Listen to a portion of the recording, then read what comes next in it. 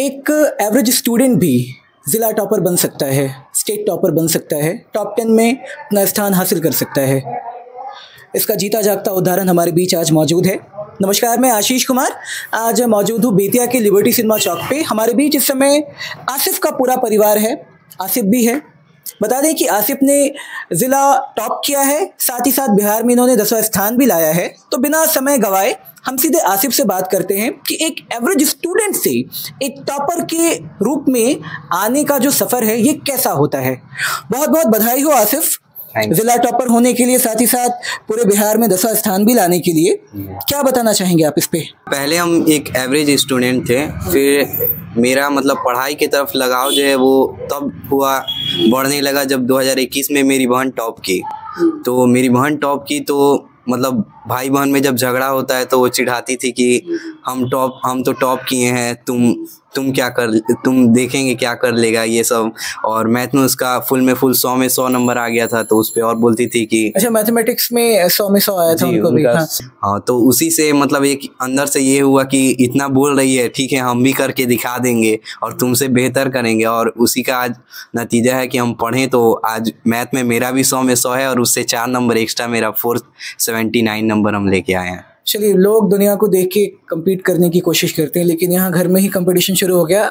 यहाँ आपकी 3 बहनें बैठी हैं, ये तीनों आपकी बहनें ही हैं। इनमें से किन्होंने टॉप किया था? अच्छा, आपने टॉप किया था जी। ये कौन से बैच की बात है? 2021 2021 की ये बात है। जिला टॉप किया था आपने? जिला टॉप भी थे और स्टेट में 10th रैंक था मेरा भी। 10वां स्थान आपका भी था और आपका भी 10वां स्थान, और आपने भी जिला टॉप किया है। तो बहन से आपकी तुलना थी जी। आपका कंपटीशन जो था अपनी खुद की बहन से ही था जी, पूरी तरह से।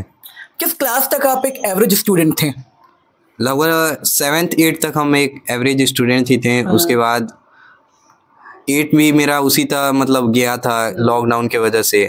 फिर ये जब टॉप आई उसके बाद से हम मतलब अंदर से एक ये हुआ कि हाँ हमको भी करना है, ये कर सकते हैं तो हम क्यों नहीं कर सकते हैं। नहीं आएंगे तो ये हमेशा चिढ़ाएगी।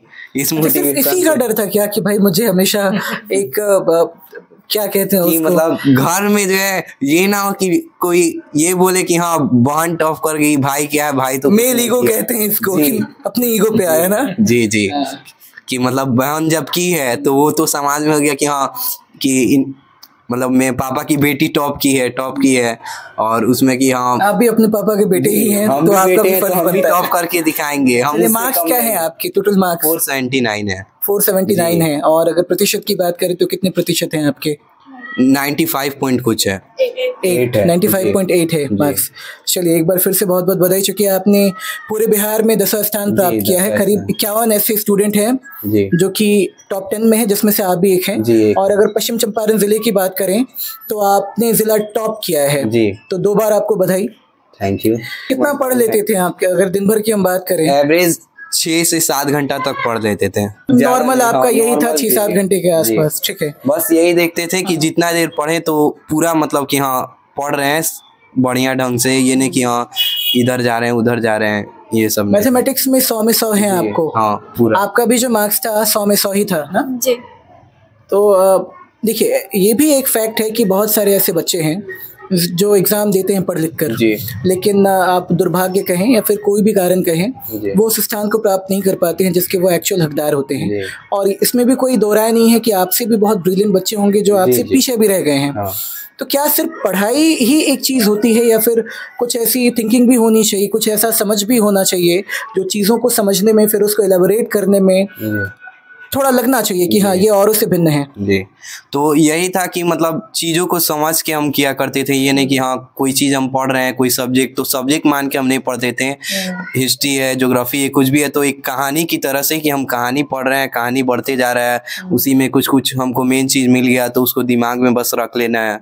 और यही था कि मतलब शुरू से यही था कि किसी तरह अच्छा से अच्छा लिखना है और जितना ज़्यादा जो है हम मतलब बुक के अंदर से चीज़ ले सकते थे उसको लेके और बोर्ड में रिप्रेजेंट कर। रट्टा मारने वाला काम नहीं करते थे आप? नहीं जी नहीं।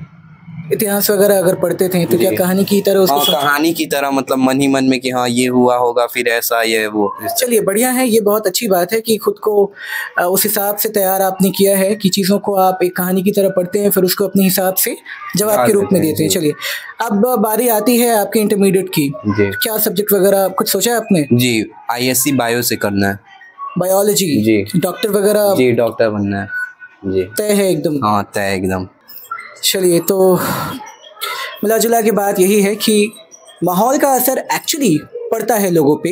अगर आप उन सभी चीज़ों को समझना चाहें तो अगर आप खुद को एक कॉम्पिटिटर के रूप में देखते हैं किसी और के, या फिर किसी और को अपने कॉम्पिटिटर के रूप में भी देखते हैं, तो आप अपने जीवन को एक नई दिशा दे सकते हैं। हालांकि इन्होंने अभी 10वीं की पढ़ाई पूरी की है, ज़िले में इन्होंने टॉप किया है, साथ ही साथ पूरे बिहार में इन्होंने 10वां स्थान लाया है। तो कहीं ना कहीं ये एक माहौल की ही देन है, क्योंकि आपने बताया कि आप एक एवरेज स्टूडेंट ही थे। बहन से कंपटीशन के बाद आपकी ज़िंदगी बदली और आपने पढ़ाई को कुछ अलग तरीके से करना शुरू किया।